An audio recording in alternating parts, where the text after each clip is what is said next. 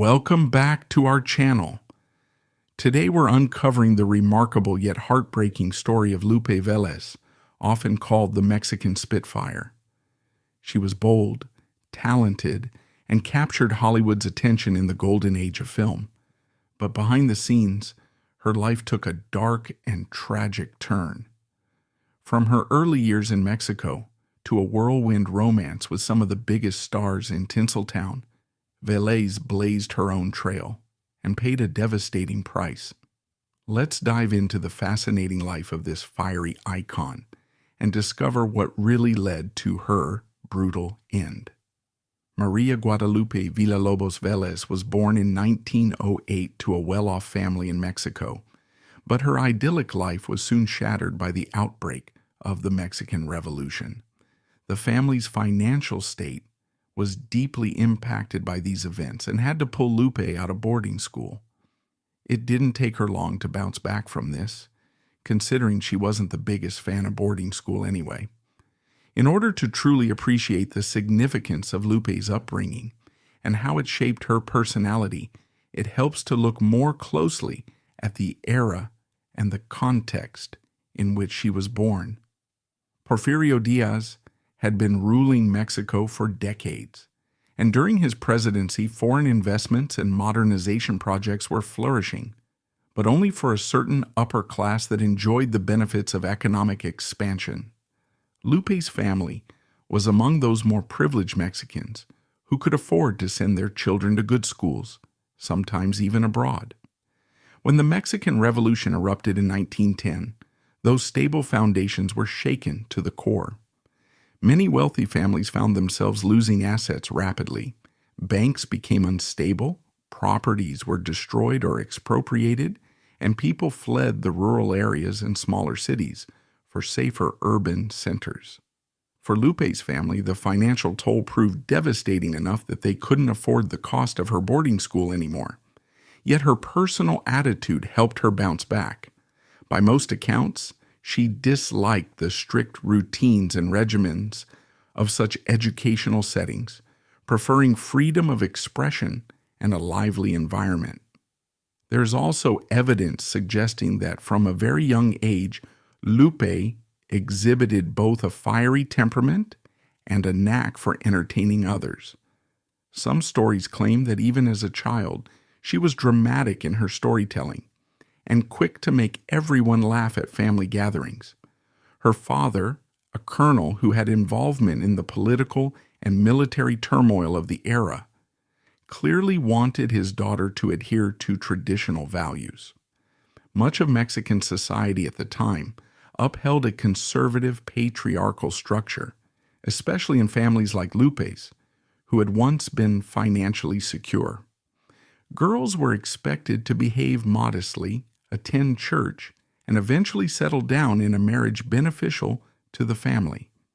Even though some wealthy families allowed daughters a taste of freedom, like going to finishing schools, there remained an expectation that these daughters would learn the proper social graces rather than cultivating wild independence. After being taken out of boarding school, Lupe went back to living with her family, where she witnessed firsthand the upheaval caused by the Mexican Revolution. She likely saw relatives or family friends lose property or social standing. This constant instability and her father's subsequent departure to fight in the war created both a vacuum of authority and an atmosphere of fear at home. When the war ended and her father returned, tensions between them would boil over repeatedly in the years to come. By examining this earliest phase of her life, we see the seeds of her later defiance. She hated being confined, whether in a strict school environment or in social norms that told her how to live her life. Her comedic side, flair for drama, and rebellious streak were all present from a young age, and the combination of lost wealth, paternal conflict, and an intrinsic sense of freedom helped fuel her unstoppable desire to make her own path in the world. Lupe had other plans for herself and was determined to get where she wanted to be. After her family moved to Mexico City, hoping to turn their life around, Lupe would work a long shift serving customers at a department store to support them. But that didn't stop her from also doing what she loved. Vélez would perform in reviews across town at night. Around this time, Lupe's father had just come back from the war. You can imagine his reaction to finding out his daughter had become a stage performer. He was completely furious. This seemed to have affected Lupe, causing her to change her surname to her mother's, Vélez. Her rebellious attitude led her to become the star she always knew she was. Overnight, well, almost. Despite being a newbie in the Mexican review scene, she had the attitude and ego of a much bigger star. However, her desire for theatrics did not end on stage, as she ended up in bitter feuds and petty fights with some of Mexico's most famous performers. You could say she got away with it thanks to her looks, but most importantly, her talent. It made it very easy for her to come back from any scandal. She became a star overnight, which is when Hollywood came calling. At only 17, she was called by famed idol Richard Bennett, inviting her to be a part of a play in Los Angeles. She excitedly packed her bags with the hopes and dreams of making it to California. But sadly, that wasn't the case, as she was detained at the Mexico-U.S. border for being underage. However, she knew that if one person in Hollywood wanted her, others would too, so she was determined to stop at nothing. After much negotiation between the Mexican and American governments, Vélez finally made her way to California. But this time, producers of the play took one look at her and said absolutely not. She was too young to appear opposite the 53-year-old leading man. This wasn't a problem for everyone, though. Her youthful look certainly didn't stop Douglas Fairbanks, who was 25 years older than her, from casting her in his film The Gaucho, which would become the film that changed her life forever. She was now the hot new sensation in Hollywood. From that moment on, many film roles started sparking up for her.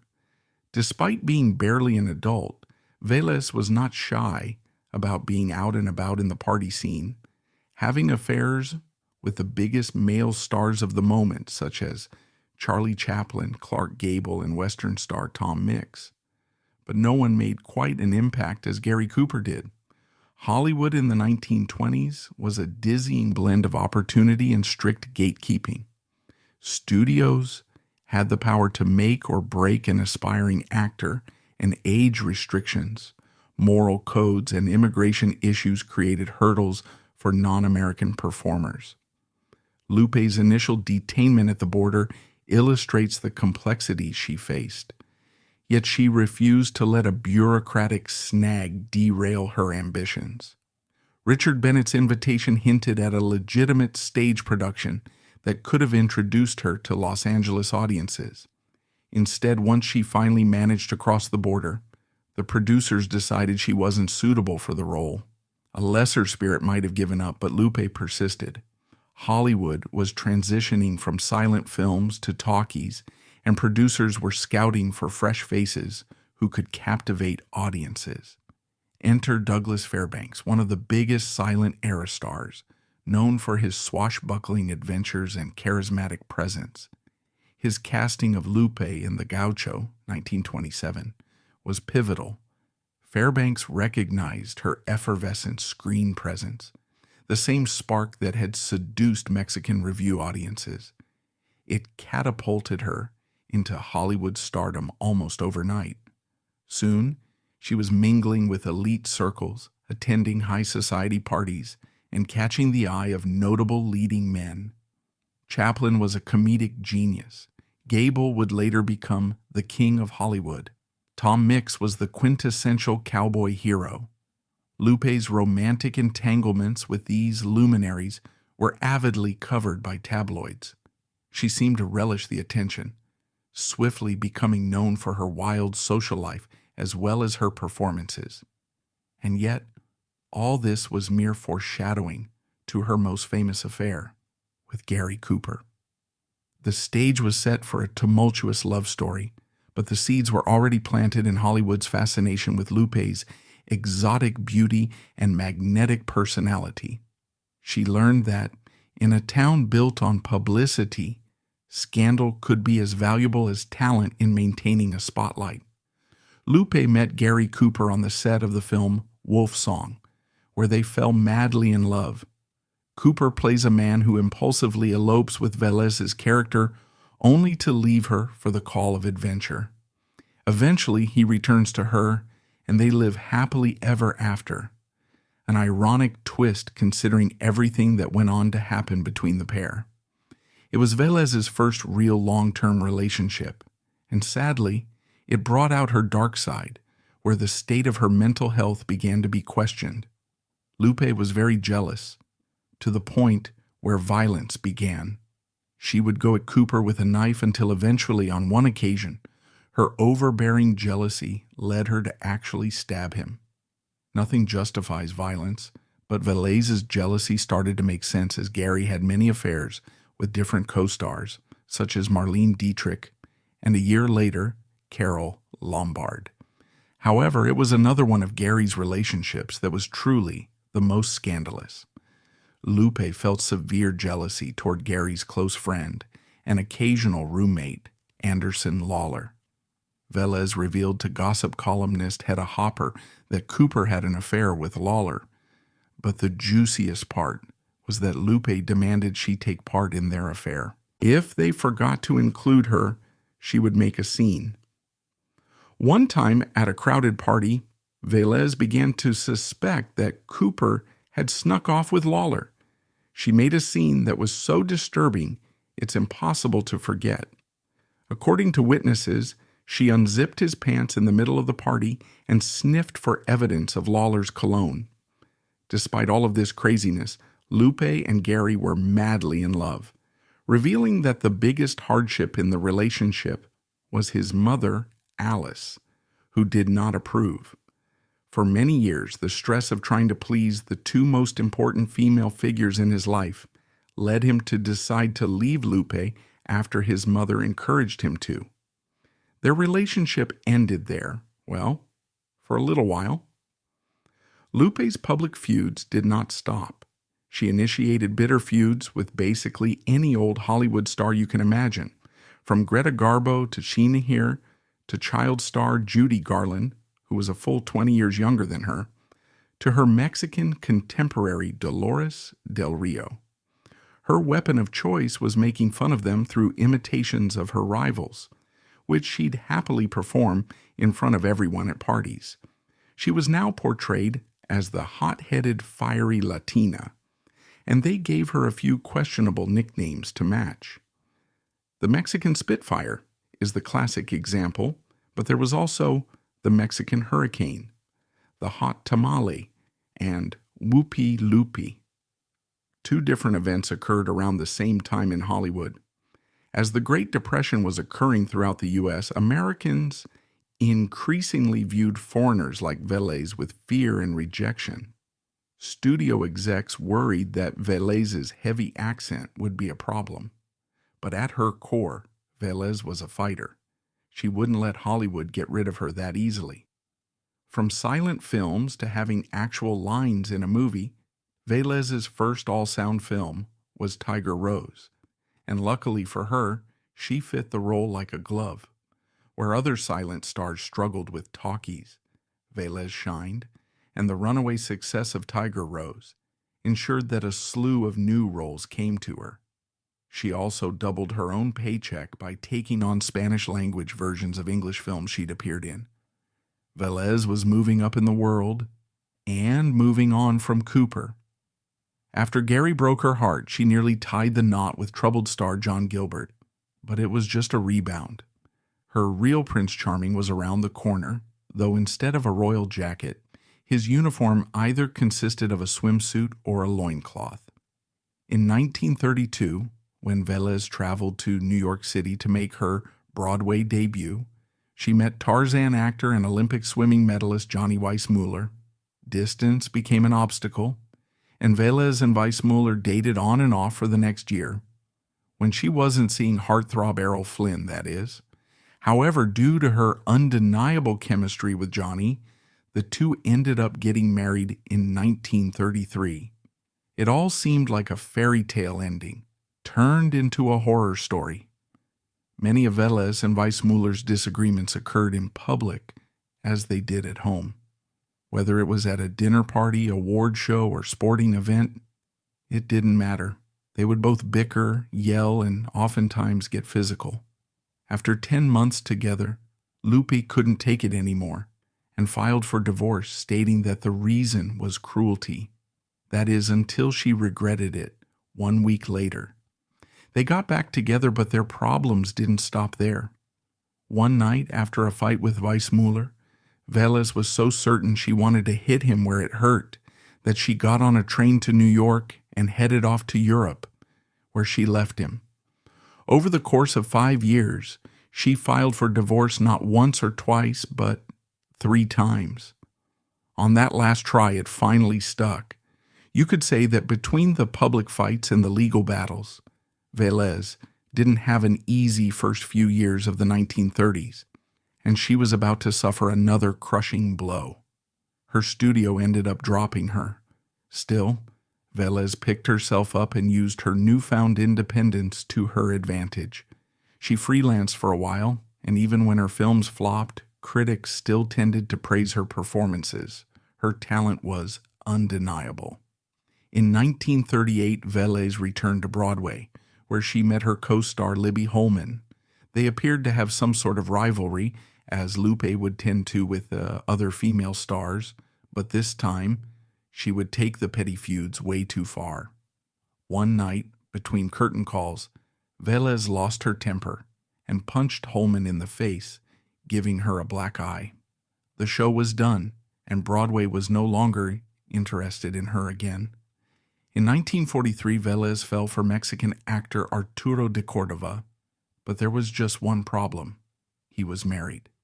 Did Vélez care? Absolutely not. In fact, she would even go on to spread lies, telling gossip columnists that they were engaged. Vélez was ready to become a housewife and marry him, but Córdova's wife refused to give him a divorce. So he and Vélez broke things off. Regardless, you could say things took a turn for the better, as Lupe starred in a series of 8 comedies that became known as the Spitfire films, which acted as a showcase for her talent and personality. The Spitfire series made history for being the first time that a Hollywood film series starred a non-white actress. They were huge successes, and more hits followed after that. Produced by RKO Radio Pictures, the Mexican Spitfire film series featured Lupe in the role of Carmelita, a lively, hot-headed Mexican woman navigating comedic entanglements in the United States. The films leaned heavily on cultural stereotypes and misunderstandings. Carmelita's accent and fiery temper were sources of humor. Still, the movies were undeniably popular, in part because Lupe delivered a performance full of genuine comedic warmth. This series was groundbreaking in one significant respect. It was the first Hollywood film series anchored by a Latina star. The achievement signaled both her mass appeal and the studio's recognition that such films could be lucrative. They churned out 8 installments between 1940 and 1943, solidifying Lupe as a bankable comedic force. Nevertheless, behind the scenes, she struggled to break away from the typecasting that her nickname implied. No man could compare to the impact that Gary Cooper had on Lupe, until Harold Raymond came into the picture. He was an Austrian man who told grand stories of fighting Nazis in World War II, but there was no documentation of his participation in the war. Lupe's friends were skeptical and warned her that he might be using her, but she didn't care. They were together until 1944, when Vélez would go to the doctor and receive some unexpected news. She was pregnant. Vélez turned to her agent for help, and then things just got messier. Raymond said he'd do a fake marriage for Vélez, but she had to sign a contract attesting that she knew the marriage was fake, and only for the baby to have its father's name. No man was going to act like he was doing her a favor by tying the knot. Within a few weeks, she called a gossip columnist and not only announced that their engagement was off, but also stated that she never wanted Raymond to work in film ever again. Whatever Lupe wanted, she got. Her word was highly validated in Hollywood at the time.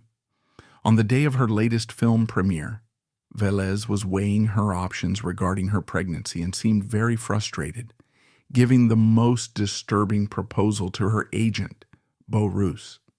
She said that ending her life could solve the problem, to which Rose made her promise that she wouldn't do anything rash. Sadly, she would end up doing the exact opposite. Vélez went to the premiere of Sasa that night with her 2 co-stars, and afterward, they all went back to her house to celebrate. Lupe wasn't in the mood. She seemed hopeless and exhausted, telling her friends about her situation and how tired she was of fighting for everything. They were worried but confident that she'd never go through with it, so they left her at around 3 a.m. It was the last time they ever saw her. Vélez's secretary found her completely lifeless, lying in bed. She contacted the authorities, and it appeared that Lupe had voluntarily mixed too many substances. They opened up an investigation until they found a series of notes that Vélez left behind, which would answer some questions. One of the notes was for her secretary, in which she asked for forgiveness. The other note was meant for Harold Raymond, and its contents were truly heartbreaking. After that, several people spoke out following this tragic event. Vélez's friend Estelle Warren said that because of her religion, Lupe had claimed that she'd rather take her own life than have an abortion. Strangely enough, Lupe's ex-husband, Johnny Weissmuller's son, spoke out about the event in his memoir. He recounted what his father had told him, which was that Vélez had invited Raymond over that night and only took the pills to either calm her nerves or make a dramatic attempt to scare him. Sadly, it had clearly failed. Author Kenneth Anger told a sensationalized version of the story that sadly became an urban legend. He claimed that Vélez wanted to stage a dramatic scene where her body would be found in bed, but instead her stomach got the best of her. He said she slipped while on the way to throw up, cracked her head on the toilet, and eventually drowned. After this, the speculation started. They believed that Vélez had secretly been meeting with her ex-boyfriend Gary Cooper, even though he was married, and that the baby was his. Either Vélez wanted to cover up for Cooper by tying the knot with Raymond, or Cooper's rejection of her and their child had led to her overdose. There's really no way of knowing, but one thing is for sure. Lupe deserved better, and her sad and lonely death at 36 is one of Hollywood's greatest tragedies. Lupe Vélez's incredible journey, from her breakthrough in Mexican reviews to becoming a Hollywood sensation, proved she was as fierce as her nickname suggested. Yet beneath the glamour and stardom, she struggled with heartbreak, scandal, and the tragic finale that has haunted Hollywood history. Her story reminds us that fame often conceals deep personal battles. If you enjoyed this video, be sure to give it a thumbs up and subscribe for more unbelievable stories from the past. Want to say in who we cover next? Check out our membership program in the description to get exclusive perks. Your support means everything to us. Thanks for watching, and we'll see you in the next one.